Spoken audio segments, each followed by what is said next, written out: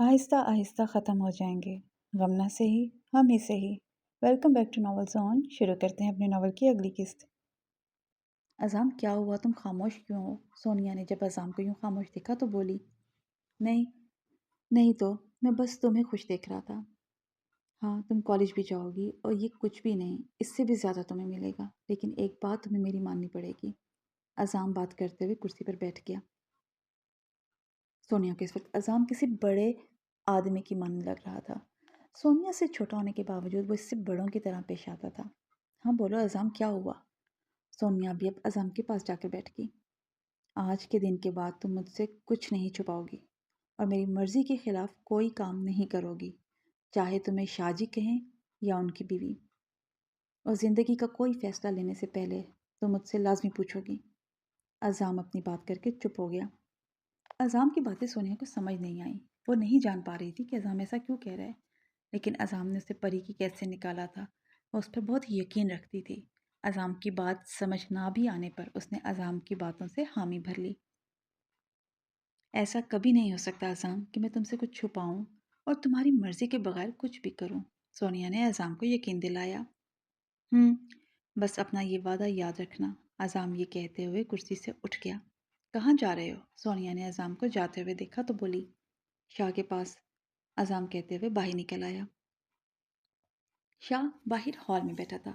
اذان کو آتے ہوئے دیکھا تو اس کے چہرے پہ مسکراہٹ آ گئی۔ مجھے پتا تھا کہ تم صبح کا انتظار نہیں کرو گے، آؤ بیٹھو، شاہ نے اذان کو بیٹھنے کا کہا۔ آپ کو ایسا کیوں لگا؟ اچھا سوال ہے۔ مجھے ایسا اس لیے لگا کیونکہ تم ان لوگوں میں شامل نہیں ہوتے جو فیصلہ کرنے کے لیے وقت کا ضیاع کرتے ہیں اور پھر بازی کوئی اور لے جاتا ہے۔ شاہ نے چھڑی پر ہاتھ جماتے ہوئے اذان کی طرف دیکھا۔ مجھے کیا کرنا ہوگا؟ اذان نے شاہ کی بات کو اگنور کرتے ہوئے کہا۔ ٹھیک ہے، اب ہم کام کی طرف آتے ہیں۔ میں تمہیں شناخت دوں گا، تمہیں ٹرین کروں گا، تمہیں اذان سے کچھ الگ بنا دوں گا اور ایک الگ نام ہوگا تمہارا، لیکن اس کے بدلے میں مجھے تم سے وفاداری چاہیے، بس، اور کچھ نہیں۔ شاہ بات کرتے ہوئے اذان کی طرف دیکھ رہا تھا۔ سونیا کا کیا ہوگا؟ اذان نے ایک بار پھر شاہ کی بات کو اگنور کیا۔ بالکل ایسا ہی رویہ چاہیے مجھے، اپنے مقصد سے پیچھے نہیں ہٹنا۔ اور رہی بات سونیا کی، تو میں اسے بھی اپنا دفاع کرنا سکھاؤں گا، لیکن تم سے کم، اور اس کی پڑھائی باہر کے ملک ہوگی۔ نہیں، بالکل بھی نہیں، سونیا یہاں سے کہیں نہیں جائے گی، اذان نے شاہ کی بات ٹوکتے ہوئے کہا۔ مجھے پتا تھا کہ تم اس بات کے لیے رضامند نہیں ہوگے، اس لیے میری پوری بات تو سن لو۔ جب میری بات ختم ہو جائے تو تمہارے دماغ میں جتنے سوال ہوں گے وہ پوچھ لینا۔ شاہ کی بات پر اذان خاموش ہو گیا۔ تم دونوں کی ٹریننگ ساتھ میں ہوگی اور تم دونوں کو ایک ساتھ ہی ایک ملک میں جانا ہوگا جہاں میرا کام ہے، جہاں تم نے اپنی وفاداری کا ثبوت دینا ہے۔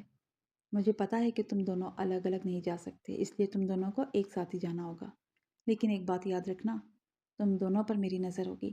تم دونوں وہاں اسٹوڈنٹ بن کر جاؤ گے، اپنی تعلیم مکمل کرنا، اور تم ساتھ میرا کام بھی۔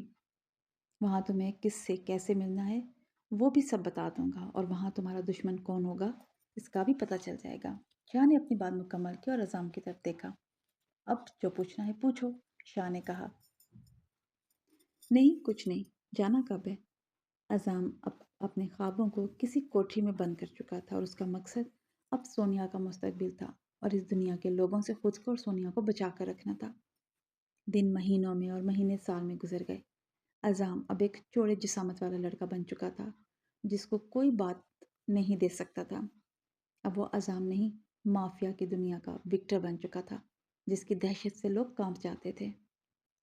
سونیا نے اپنی پڑھائی مکمل کر لی تھی اور لاس اینجلس میں وہ شزا کے نام سے رہ رہی تھی۔ اذان اور شاہ کے انکار کرنے کے باوجود سونیا نے لاس اینجلس کیلیفورنیا کے ایک بزنس مین سے شادی کر لی تھی، لیکن سونیا کا یہ فیصلہ غلط ثابت ہوا، جس سے وہ ہر دن پچھتاوے کے سوا کچھ نہیں کر سکتی تھی۔ اذان سے کیا ہوا وعدہ وہ توڑ چکی تھی، جس سے اذان نے سونیا سے منہ پھیر لیا تھا، لیکن اذان کے دل میں سونیا کے لیے نفرت کبھی پیدا نہیں ہو سکی۔ وہ دور رہ کر بھی سونیا کی پل پل کی خبر رکھتا تھا۔ ایک زوردار دھماکے کی آواز نے پوری کروز شپ کو آگ کی لپیٹ میں لے لیا۔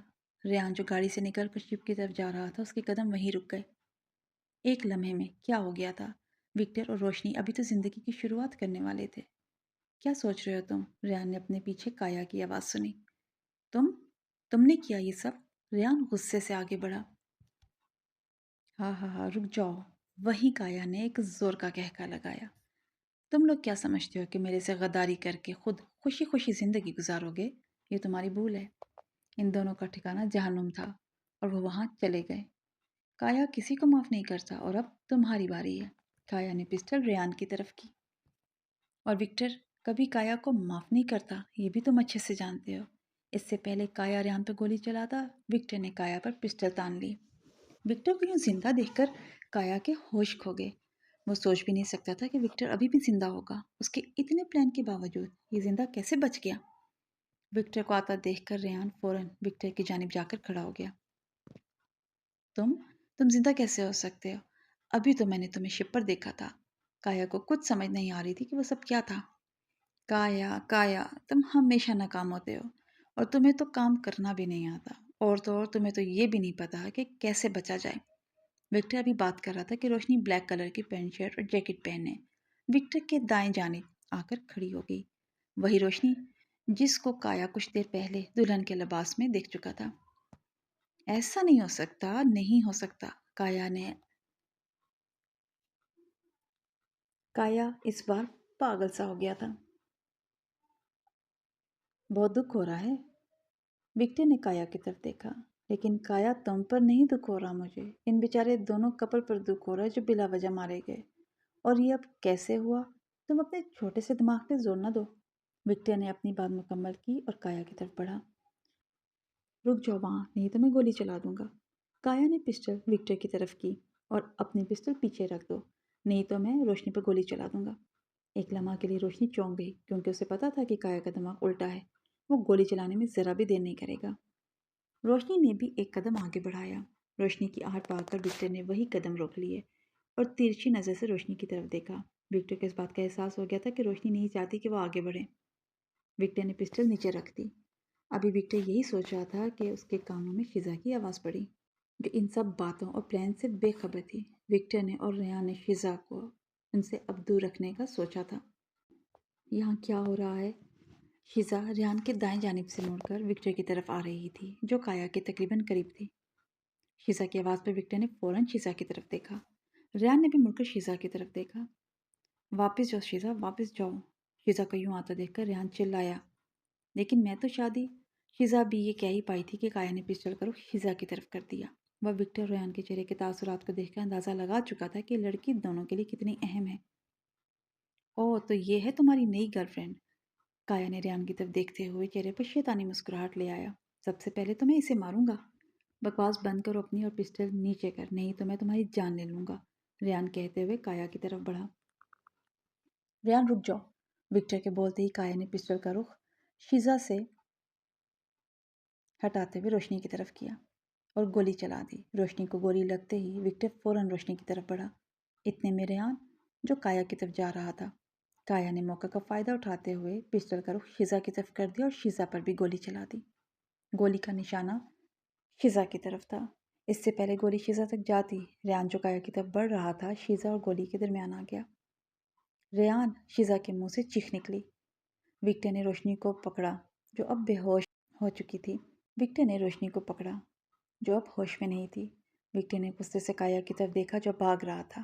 وکٹر نے جلدی سے زمین سے اپنی پسٹل اٹھائی اور بھاگتے ہوئے کایا پر چلا دی، جو کایا کی ٹانگ پر جا کر لگی۔ وہ تھوڑی دیر لڑکھڑایا لیکن رکا نہیں اور بھاگ گیا وہاں سے۔ ریان، تمہیں کچھ نہیں ہوگا۔ شیزا کی گود میں ریان کا سر تھا اور شیزا نے ریان کے سینے پر ہاتھ رکھا ہوا تھا، جہاں گولی لگنے سے خون نکل رہا تھا۔ نہیں ریان نہیں، ایسے نہیں چھوڑ کر جا سکتے تم، آنکھیں بند نہ کرنا، پلیز میری طرف دیکھو، تم نے تو میرے ساتھ دینے کا وعدہ کیا تھا۔ شیزا کی بات کرتے ہوئے آنکھوں سے آنسو نکل کر ریان کے چہرے پر گر رہے تھے۔ شیزا کو یوں اپنے لیے تڑپتا دیکھ کر ریان کے چہرے پر ہلکی سی مسکراہٹ آئی، اور ساتھ ہی ریان نے اپنا ہاتھ شیزا کے ہاتھ پر رکھا جو خون سے لت پت تھا، اور ساتھ ہی ریان کی آنکھیں بند ہو گئیں۔